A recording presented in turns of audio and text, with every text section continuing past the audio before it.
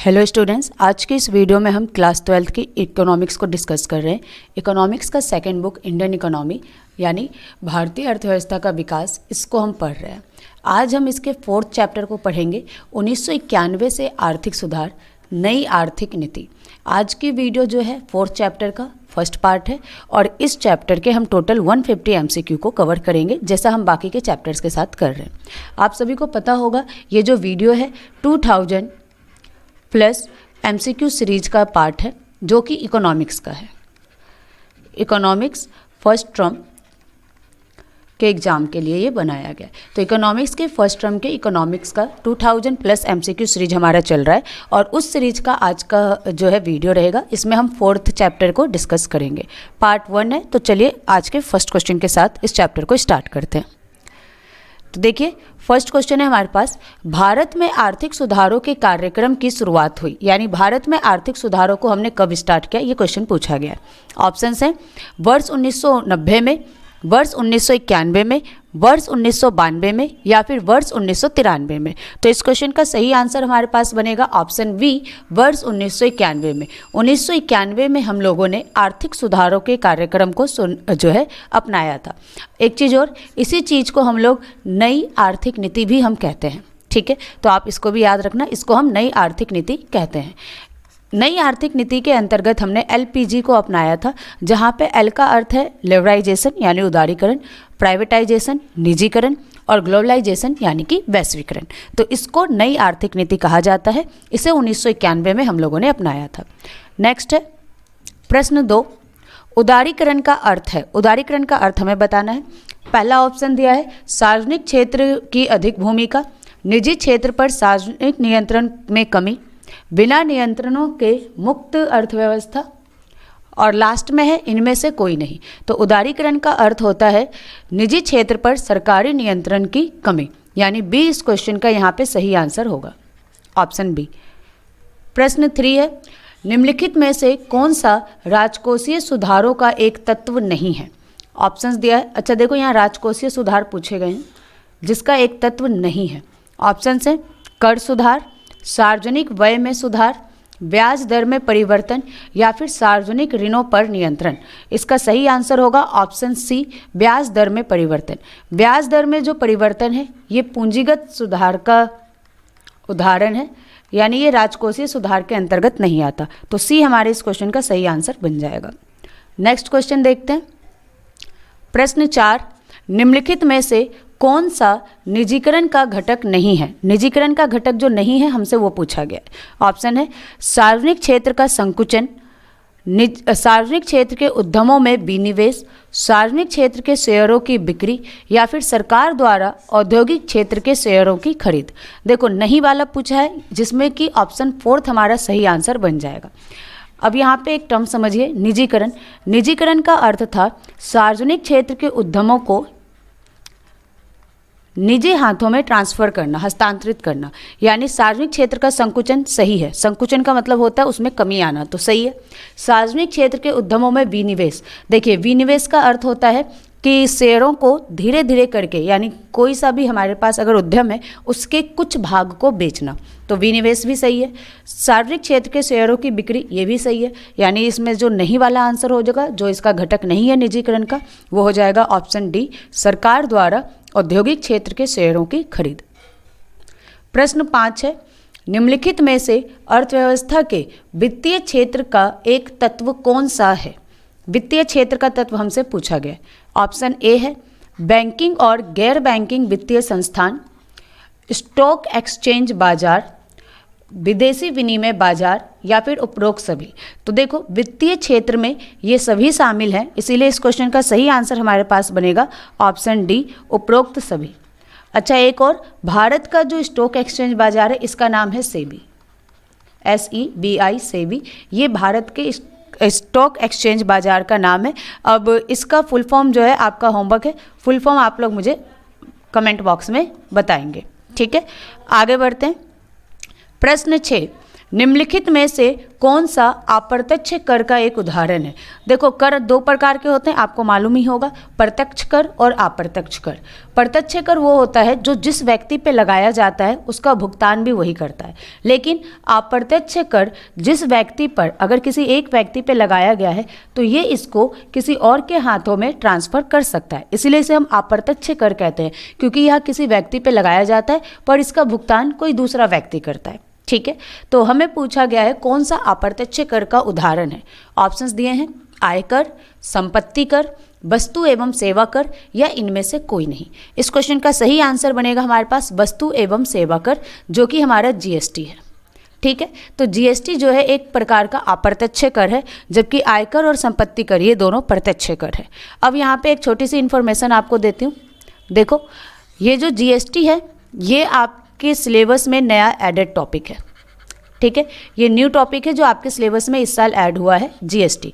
GST के बारे में है क्या, जीएसटी जो है किस तरीके से भारत में आया, कौन से देश से अपनाया गया है, तो इसके बारे में एक पूरा वीडियो जो है डिटेल में जीएसटी का पूरा डिटेल डिस्कशन का एक वीडियो बना हुआ है। ठीक है, इसकी जो वीडियो है, वीडियो में ही जो है 40+ MCQ के साथ पहले तो जीएसटी का पूरा कॉन्सेप्ट समझाया गया है और 40+ MCQ उसके बारे में दिया गया है। तो ये जो जीएसटी वाला वीडियो है ये आपको मैं इसको कमेंट बॉक्स में लिंक डाल दूंगी, डिस्क्रिप्शन में भी लिंक डाल दूंगी, और चैनल के लास्ट में आपको एक लिंक मिल जाएगा जहाँ पे आप इसको देख सकते हैं। अगर आप लोगों को इसकी जानकारी नहीं है तो आप वहाँ से इसको देख सकते हैं। आगे बढ़ते हैं। प्रश्न 7, भारतीय अर्थव्यवस्था में वैश्वीकरण को प्रोत्साहित करने की निम्नलिखित में से कौन सी एक रणनीति है। वैश्वीकरण को बढ़ाने की वाली रणनीति के बारे में पूछा गया है। ऑप्शन है, पहला ऑप्शन है ऑप्शन ए आंशिक परिवर्तनीयता, बी है प्रशुल्कों में कमी, विदेशी निवेश के अंश सीमा में वृद्धि या फिर उपरोक्त सभी। तो देखिए, वैश्वीकरण को प्रोत्साहित करने के लिए इन सभी मानदंडों का प्रयोग किया जाता है, ये सारी रणनीतियाँ अपनाई जाती है, इसलिए इस क्वेश्चन का सही आंसर होगा ऑप्शन डी। ठीक है, आगे बढ़ते हैं। प्रश्न 8, भारतीय अनुभव के संदर्भ में सरकार द्वारा नियंत्रण लगाए गए थे। ऑप्शन है, सरकार ने किस पे नियंत्रण लगाए थे, ये ऑप्शन, इसके हमारे पास ऑप्शन हैं। ऑप्शन ए निजी एकाधिकार फर्मों के विस्तार को रोकने के लिए, बड़े औद्योगिक घरानों का देश के वित्तीय साधनों पर नियंत्रण को रोकने के लिए, ए और बी दोनों या इनमें से कोई नहीं। तो इस क्वेश्चन का सही आंसर बनेगा ऑप्शन सी, ए और बी दोनों। ये दोनों ही जो था सरकार के द्वारा दोनों ही प्रकार के नियंत्रण लगाए गए थे ताकि भारतीय उद्योगों को बचाया जा सके। ये हुआ था स्वतंत्रता प्राप्ति के पश्चात। आगे बढ़ते हैं। प्रश्न 9, नई आर्थिक नीति के अंतर्गत अर्थव्यवस्था के उदारीकरण ने आरबीआई की भूमिका को बदल दिया था। अब आरबीआई की भूमिका को बदल करके क्या बनाया गया था, ये आपसे पूछा गया है। पहला ऑप्शन दिया है हमें वित्तीय क्षेत्र के नियामक के स्थान पर सहायक के रूप में, बी है सरकारी ऋण के नियंत्रक के स्थान पर प्रबंधक के रूप में, उपरोक्त दोनों या इनमें से कोई नहीं। सही आंसर हमारे पास बनेगा ऑप्शन ए। देखो, 1991 की नई आर्थिक नीति से पहले आरबीआई जो था वो वित्तीय क्षेत्र का नियामक था, यानी पूरी तरीके से वित्तीय क्षेत्र को नियंत्रित करता था। लेकिन 1991 की जो आर्थिक नीति आई उसके बाद आरबीआई को केवल और केवल वित्तीय क्षेत्र का सहायक बना दिया गया। ये बहुत ही ज़्यादा इंपॉर्टेंट क्वेश्चन है, तो इसको आप ध्यान से कर लेना। ठीक है, ये इस क्वेश्चन का सही आंसर बनेगा। आगे बढ़ते हैं। प्रश्न 10, नई आर्थिक नीति के अंतर्गत औद्योगिक क्षेत्र संबंधी सुधारों में निम्नलिखित में से कौन सा शामिल है। अब ऑप्शन है हमारे पास, हमसे पूछा गया है औद्योगिक क्षेत्र संबंधित सुधार। इसके लिए ऑप्शंस दिया है औद्योगिक लाइसेंस का उन्मूलन, बिल्कुल सही है। उन्मूलन मतलब होता है हटाना। उत्पादन क्षेत्र से आरक्षण को हटाना, सार्वजनिक क्षेत्र को संकुचित करना यानी कम करना, ये सारे ही सही हैं, इसीलिए हमारा सही आंसर बन जाएगा यहाँ पे ऑप्शन डी, उपरोक्त सभी। नेक्स्ट क्वेश्चन है प्रश्न 11, नई आर्थिक नीति के अंतर्गत बाहरी क्षेत्र संबंधित सुधारों में क्या शामिल है। ऑप्शन है बाहरी क्षेत्र यानी हमारे घरेलू अर्थव्यवस्था से बाहर के क्षेत्रों में। पहला ऑप्शन दिया है विदेशी विनिमय सुधार, दूसरा ऑप्शन है विदेशी व्यापार नीति संबंधित सुधार, उपरोक्त दोनों यानी ए और बी दोनों या फिर इनमें से कोई नहीं। क्वेश्चन का सही आंसर बनेगा ऑप्शन सी, दोनों, ए तथा बी। जब हमने बाहरी क्षेत्र से संबंधित सुधारों को बनाया था तो इसमें विदेशी विनिमय सुधार को भी शामिल किया गया था और इसी के अंदर विदेशी व्यापार नीति संबंधित सुधारों को भी शामिल किया गया था। इसलिए इस क्वेश्चन का सही आंसर हो जाएगा ऑप्शन सी। प्रश्न 12 है, विश्व व्यापार संगठन परिवर्तित था। तो देखो, विश्व व्यापार संगठन यानी WTO, वर्ल्ड ट्रेड ऑर्गेनाइजेशन, तो ये किस चीज़ को हटा करके बना था? ठीक है, तो ऑप्शन है हमारे पास अंतर्राष्ट्रीय मुद्रा कोष, राष्ट्रीय कृषि एवं ग्रामीण विकास बैंक, व्यापार और सीमा शुल्क महासंधि, या फिर अंतर्राष्ट्रीय पुनर्निर्माण और विकास बैंक। इस क्वेश्चन का हमारे पास सही आंसर बनेगा ऑप्शन सी, व्यापार और सीमा शुल्क महासंधि। ठीक है, तो इसको हटा करके WTO लाया गया था। अब एक चीज़ और, ये जो व्यापार एवं सीमा शुल्क महासंघ है इसका नाम था गेट, GATT। ठीक है, तो general agreement of trade and policy को लेकर के ये था गेट को हटा करके 1948 में इसकी जगह पे WTO, वर्ल्ड ट्रेड ऑर्गेनाइजेशन को लाया गया था। अब एक चीज़ और देखिए, अंतर्राष्ट्रीय मुद्रा कोष जो है ये है IMF, इंटरनेशनल मॉनेटरी फंड। राष्ट्रीय कृषि एवं ग्रामीण विकास बैंक, ये नबार्ड का शॉर्ट फॉर्म है, तो ये नबार्ड के लिए यूज किया जाता है। अंतर्राष्ट्रीय पुनर्निर्माण एवं विकास बैंक, ये वर्ल्ड बैंक को हम कहते हैं। ठीक है, तो आप ये सारे फुल फॉर्म याद रखना। इस क्वेश्चन का जो सही आंसर बनेगा वो गेट बनेगा, यानी व्यापार और सीमा शुल्क महासंघ। ठीक है, आगे बढ़ते हैं। प्रश्न 13, भारत में आर्थिक सुधार कार्यक्रम कब लागू हुआ? 1990, 1991, 1992 या फिर 1993? इस क्वेश्चन का सही आंसर बनेगा ऑप्शन बी, 1991। 1991 में भारत में आर्थिक सुधारों को लागू किया गया था। नेक्स्ट क्वेश्चन है प्रश्न 14, आर्थिक सुधारों का मुख्य घटक कौन सा है? यानी जब हमने 1991 में आर्थिक सुधारों को अपनाया तो उनमें किन किन चीज़ों को शामिल किया गया था? ऑप्शंस दिए हैं हमको, उदारीकरण, निजीकरण, वैश्वीकरण या फिर उपयुक्त सभी। तो देखो, ये सारे जो थे इन सभी घटकों को शामिल किया गया था 1991 की आर्थिक नीति में। तो इस क्वेश्चन का सही आंसर होगा ऑप्शन डी। अच्छा, इन्हीं सभी की वजह से 1991 की जो आर्थिक नीति है इसे LPG की नीति भी कहते हैं, है ना। यहाँ पे उदारीकरण का अर्थ होता है लिबरलाइजेशन, जिसको हम L से डिनोट करते हैं।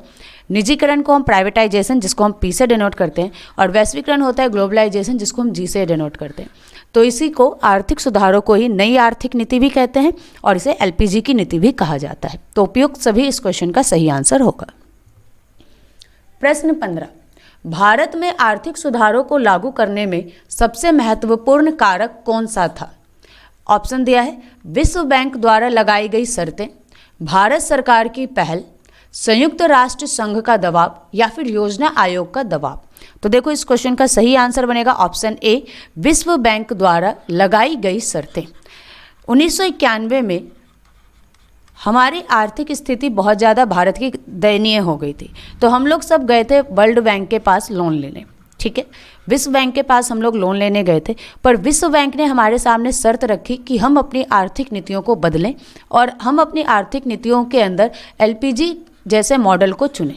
ठीक है, तो इसीलिए नई आर्थिक नीति जो आई या भारत में जो आर्थिक सुधार हुए, इसमें सबसे महत्वपूर्ण कारक था विश्व बैंक द्वारा लगाई गई शर्तें। ए इस क्वेश्चन का सही आंसर होगा।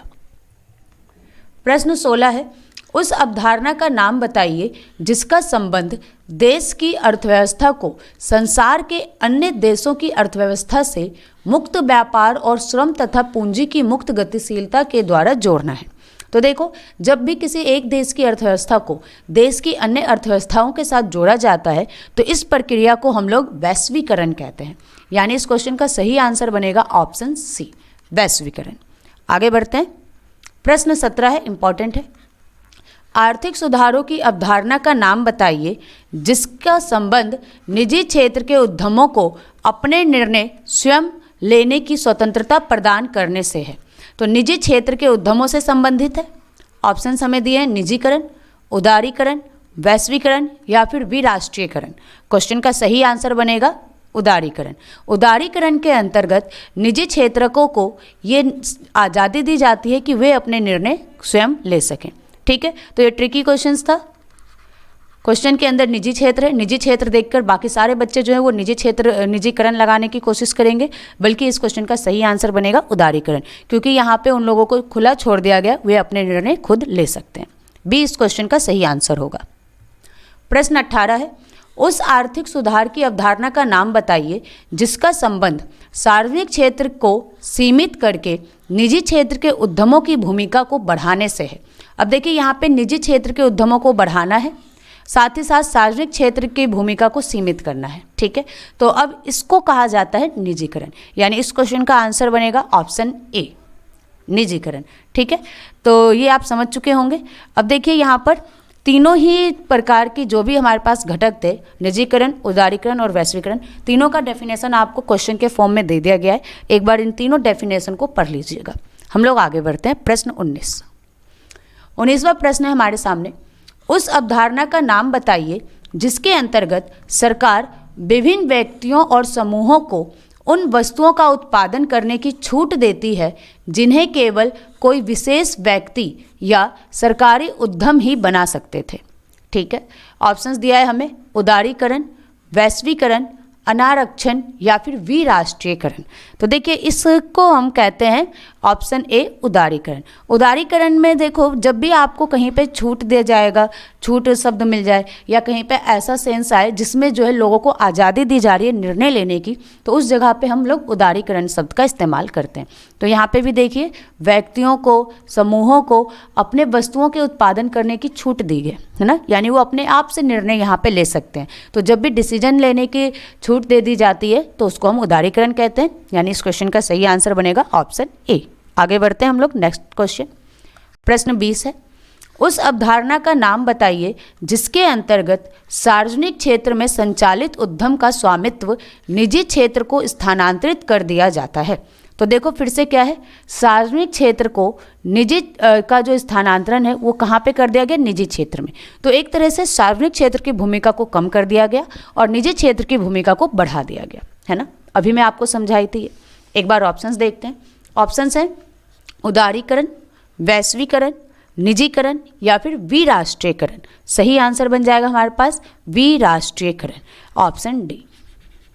अब यहाँ पे कई सारे लोग फिर से निजीकरण लगाएंगे, है ना। अब देखिए क्वेश्चन क्या बोला है, स्थानांतरित किया गया है। सार्वजनिक क्षेत्र में जो उद्यम पहले से काम कर रहे थे उस पूरे के पूरे उद्यम को निजी क्षेत्र में स्थानांतरित किया, ना कि बेचा गया है। जब निजी क्षेत्र के स्वामित्व में बेचा जाता है तब उसे हम निजीकरण कहते हैं। जब स्वामित्व का स्थानांतरण कर दिया जाता है तो उसे विराष्ट्रीयकरण कहा जाता है। तो इस क्वेश्चन का सही आंसर होगा ऑप्शन डी। आगे करें। प्रश्न 21 है, निम्नलिखित में से आर्थिक सुधारों में क्या शामिल नहीं होता। तो जो आर्थिक सुधारों में शामिल नहीं है उसके बारे में हमें बताना है। ऑप्शन है उदारीकरण, आत्मनिर्भरता, निजीकरण या फिर वैश्वीकरण। सही आंसर होगा ऑप्शन बी, आत्मनिर्भरता, ठीक है।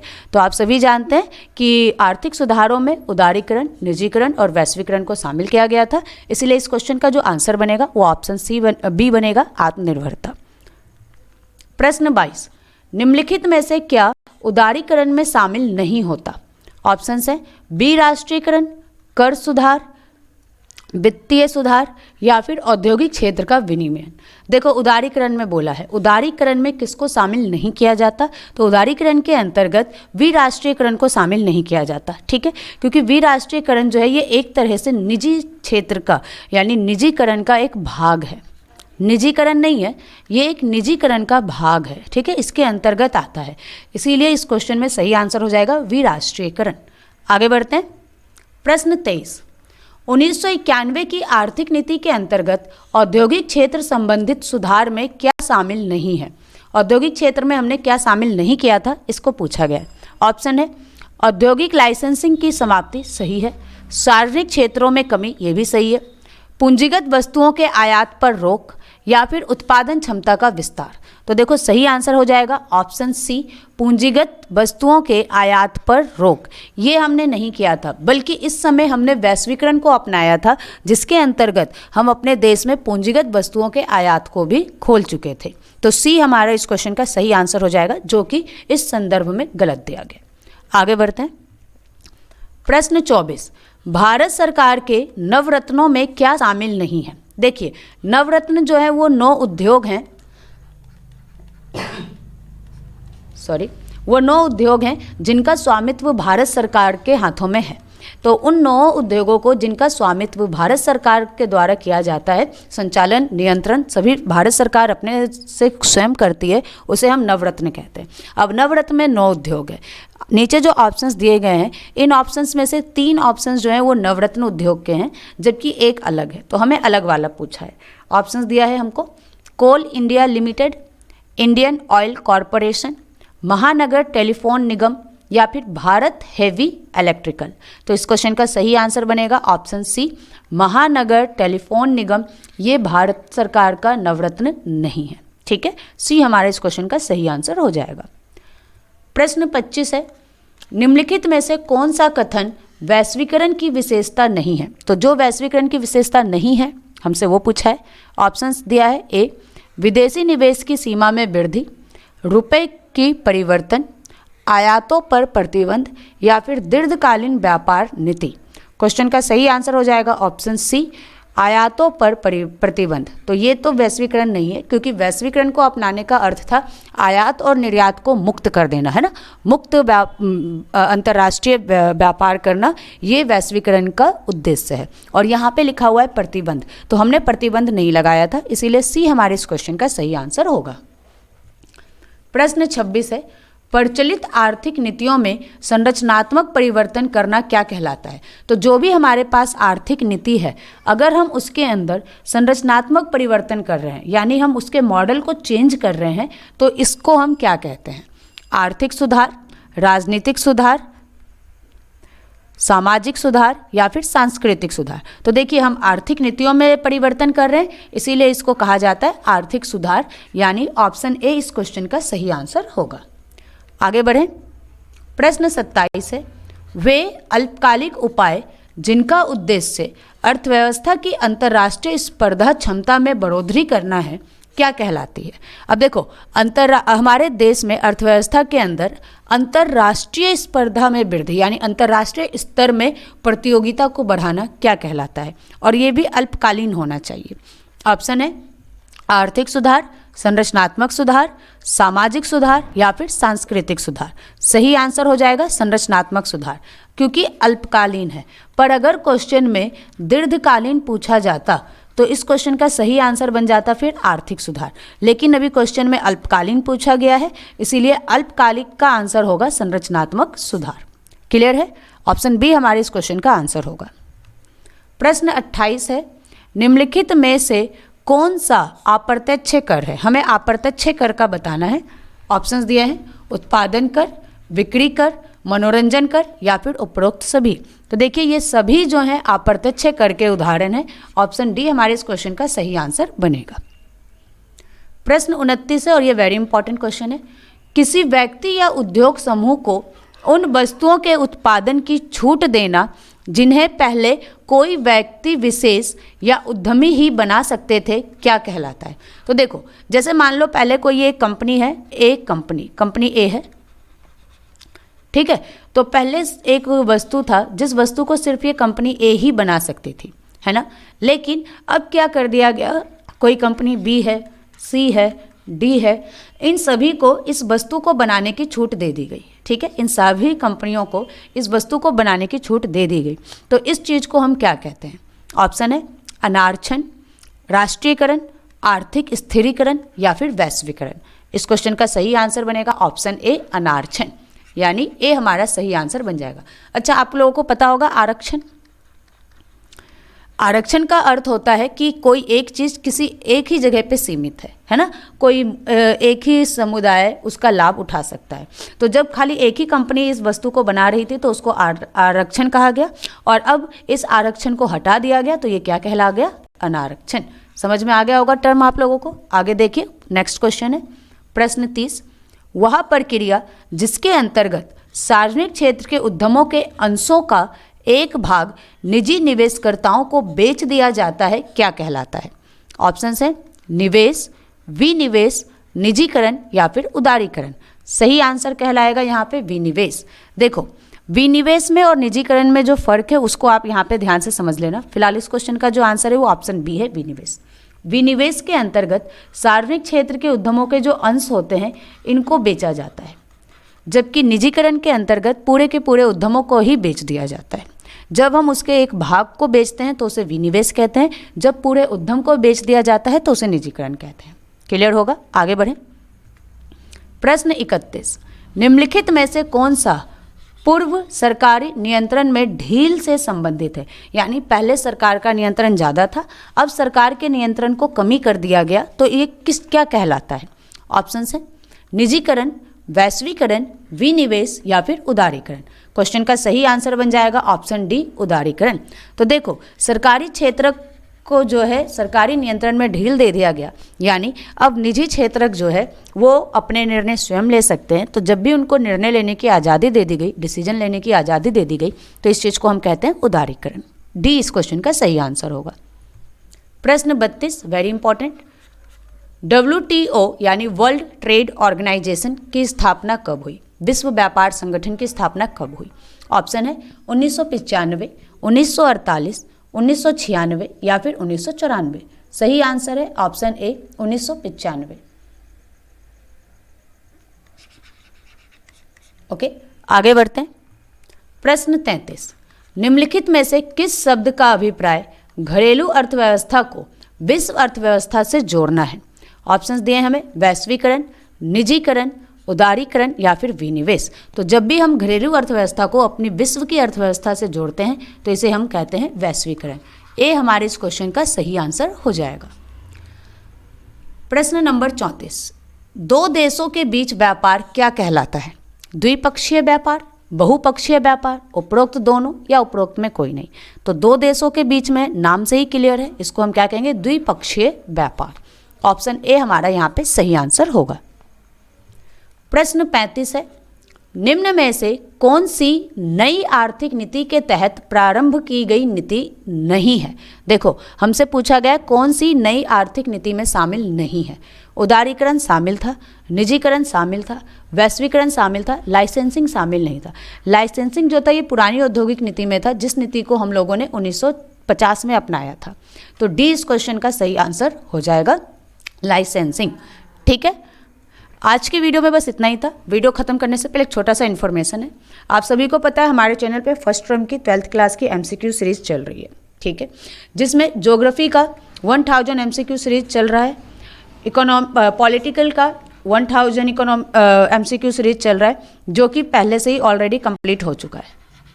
ठीक है, ठीक इसी तरीके से हिस्ट्री का 2000 प्लस MCQ सीरीज चल रहा है और इकोनॉमिक्स का 2000 प्लस MCQ सीरीज चल रहा है। हमारा जो MCQ सीरीज होते हैं, इसके अंदर जो भी हमारे MCQ सीरीज चल रहे हैं, इसके अंदर हम लोग वन लाइनर क्वेश्चंस को डिस्कस करते हैं, वन लाइनर MCQ। इसके बाद हम लोग केस स्टडी MCQ को देखते हैं, केस स्टडी बेस्ड जो MCQ होते हैं, ठीक है। पिक्चर बेस्ड MCQ को हम देखते हैं। अभिकथन और कारण वाले जो नए क्वेश्चन हमारे एग्जाम में आ रहे हैं, हम उन्हें भी देखते हैं। कॉलम बेस्ड, ठीक है, और मिसलेनियस टाइप के जितने भी जिस सब्जेक्ट में जिस टाइप के भी हमारे पास क्वेश्चंस बन रहे हैं, वो सारे टाइप वाइज यहाँ पर आपको प्रोवाइडेड है, ताकि अगर आपको मान लीजिए सिर्फ और सिर्फ केस स्टडी बेस्ड MCQ पढ़ने हैं तो आप सीधे उस वीडियो पे जाइए और उसकी स्टडी कीजिए। ठीक है, तो इस तरीके से हमारे चैनल पे हर एक प्रकार की वीडियो जो है आपको मिल जाएगी। आप लोग जो है सर्च कर सकते हैं, प्लेलिस्ट में आपको सब कुछ अवेलेबल हो जाएगा। अब आज की वीडियो को हम लोग यहीं पे एंड करते हैं। चैनल को सपोर्ट करने के लिए और सब्सक्राइब करने के लिए थैंक यू सो मच।